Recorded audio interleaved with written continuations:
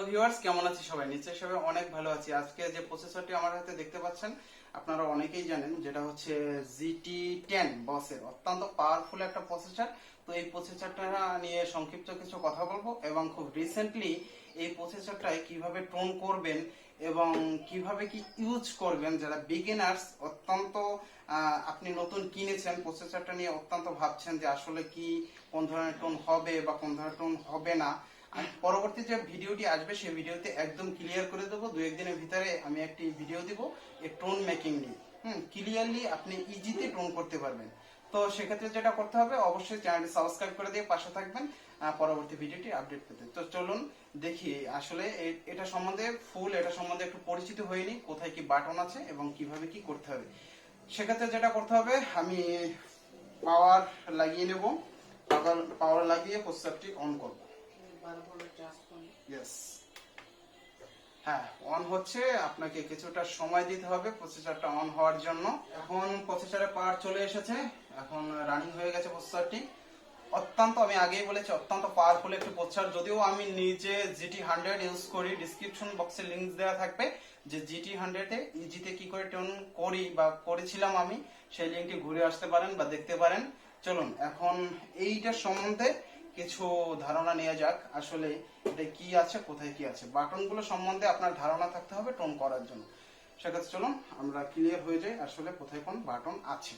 এই হচ্ছে total interface, এটা প্যাডেল সেকশন।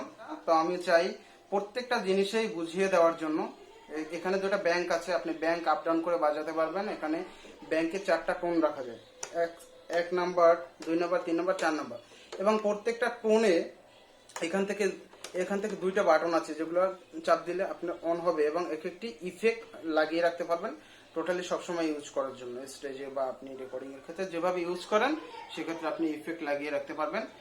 এদিকে যে বাটনগুলো আছে, এইখানে যে বাটনগুলো আছে, ছোট ছোট যে নবগুলো দেখা যাচ্ছে, হ্যাঁ, এখানে যে বাটনগুলো দেখা যাচ্ছে, যেমন ব্যাংক 1-এ আছে। এখন ব্যাংক 1-এ এই যে বাটনগুলো আছে লাল লাল দেখা যাচ্ছে, এগুলো হচ্ছে কি আমি ইউজ করেছি এই টোনটায়।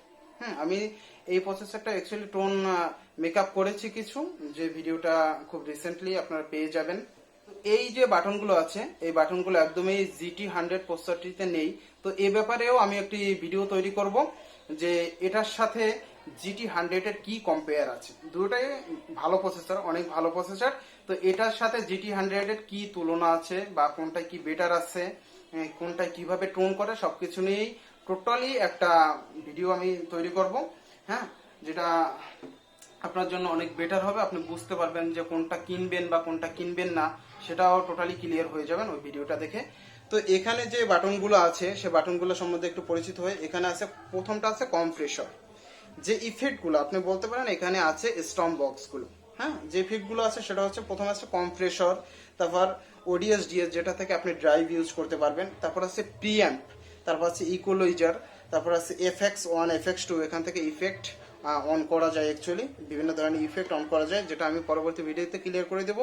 এখানে আছে ডিলে, আপনি চাইলে ডিলে ইউজ করতে পারবেন, না চাইলে না ইউজ করতে পারবেন। যেমন এখন আমি ডিলেটা ইউজ করছি না এই টোনটার ক্ষেত্রে। তারপর আছে কোরাস, এখান থেকে আপনি কোরাস ইউজ করতে পারবেন। তারপরে আছে রিভার্ব সেকশন, আপনি বিভিন্ন ধরনের রিভার্ব ইউজ করতে পারবেন টোনটাকে আরো শ্রুতিমধুর করার জন্য। তারপর আছে মাস্টার প্যাডেল এফেক্টস, যে এই যে প্যাডেলটা আছে এই প্যাডেলটার বিভিন্ন সেকশন হয় অ্যাকচুয়ালি মাস্টার প্যাডেল এফেক্টস। তো এই হচ্ছে টোটালি। এখানে কিছু নব আছে, যে নবগুলোর পরিচিতি আমি যখন টোন করব সেই টোন সেকশনে আমি দিয়ে দেবো। অ্যাকচুয়ালি ইউজ করার সময় টোন যেভাবে করব সেই ক্ষেত্রে কিন্তু আপনি বুঝতে পারবেন যে কোন নবটার কি কাজ। আর একটা কথা বলে রাখতে চাই, এখানে তো আপনি ভুল করে যদি কোনো অপশনে ঢুকে যান, এখানে একটি এক্সিট বাটন আছে। এটা সফটওয়্যারগত একটা, পুরো প্রসেসরটা সফটওয়্যার রানিং করে। আপনি চাইলে সফটওয়্যার বা ভার্সন আপডেট করতে পারেন প্রসেসরটিতে।